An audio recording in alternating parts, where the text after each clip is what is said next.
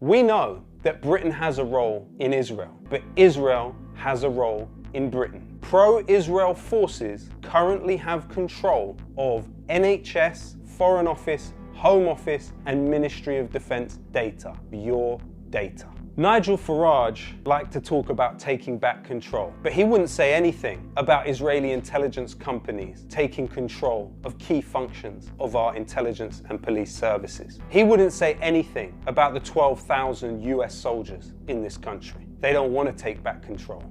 They want to control you.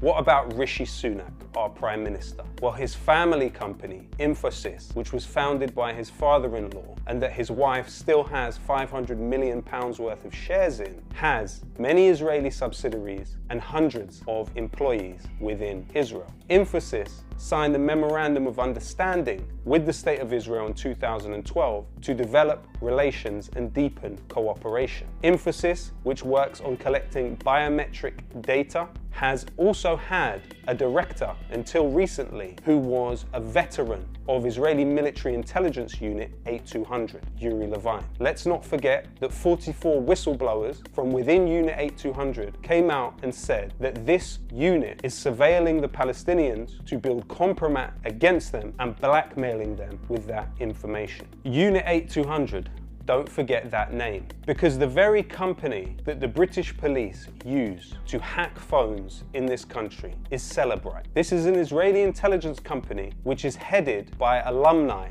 of Unit 8200 in the Israeli military. The CEO of Celebrite has claimed that they have remote control access to all of the information procured through their products. The British police not only use this Israeli intelligence company to hack phones of their citizens, they also use something called NICE Systems as part of their investigations. Now, NICE Systems is a subsidiary of Israel's largest arms company, Elbit Systems. The level of integration between British and Israeli intelligence is unprecedented. Not only is this program used by British police, it's also used by the British Foreign Office. So you are talking about the outsourcing of Britain's external intelligence functions to elements of the Israeli intelligence agencies. When we look even further at this question, we wonder how companies like Celebrite could have got such a foothold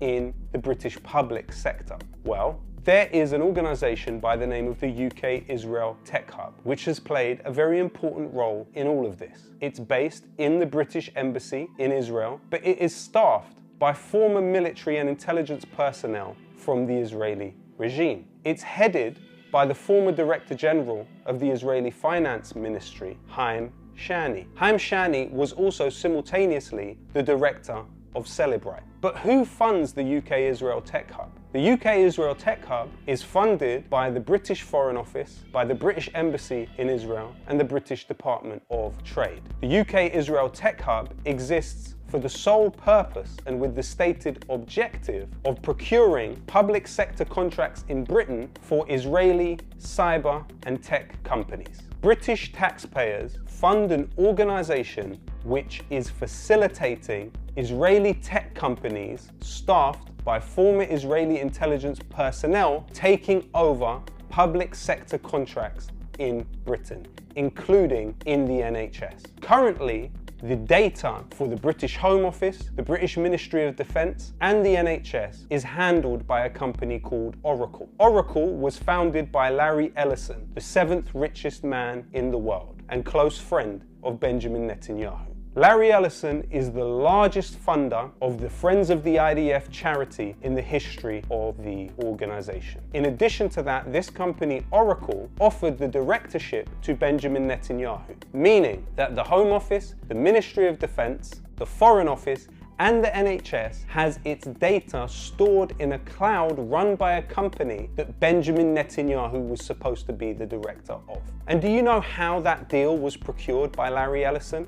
Let me tell you a story. At the same time that Larry Ellison was bidding for this contract, he had a charity in this country. It was called the Larry Ellison Foundation. And do you know who was employed for £500,000 a year at this charity? None other than the father-in-law of Prime Minister Boris Johnson. And guess what? when Larry Ellison's company Oracle procured the contract to store the data of the Ministry of Defense, the Home Office, the Foreign Office, and the NHS, the Larry Ellison Foundation was closed that very month.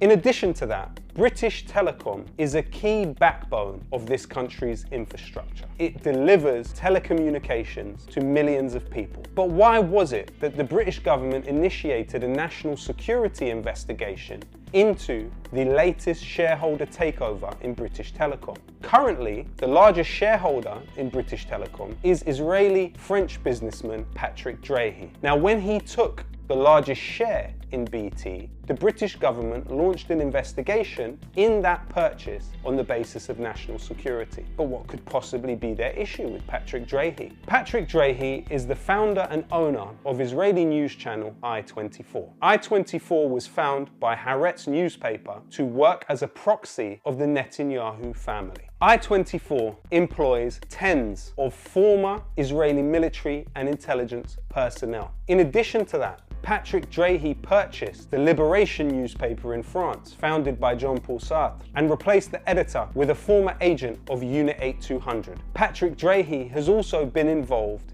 in funding organizations that work on settlement in Jerusalem. Patrick Drahi is currently the largest shareholder in British Telecom. This is a question of sovereignty. How is it that a state which outsources key functions of its intelligence and police services, that allows its data from key institutions to be given to former agents of a foreign power, how is it that a nation or a state that does that can have any claim to sovereignty? The question now is, how can those in the British public who feel passionately about issues like patriotism justify their willingness to outsource these key functions of the state to Israeli intelligence cutouts? Palestine Action has launched a campaign which has seen 2 sites in this country for Israel's largest arms company, Elbit Systems, be shut down. The British Ministry of Defense cancelled £280 million worth of contracts with Elbit Systems because of Palestine Action activity, and they cited operational sovereignty. It's clear there are those in the British establishment who know what has happened here. The trilateral security state of the United States, Israel, and Britain renders Britain essentially a colony of the United States and Israel. Time to push back.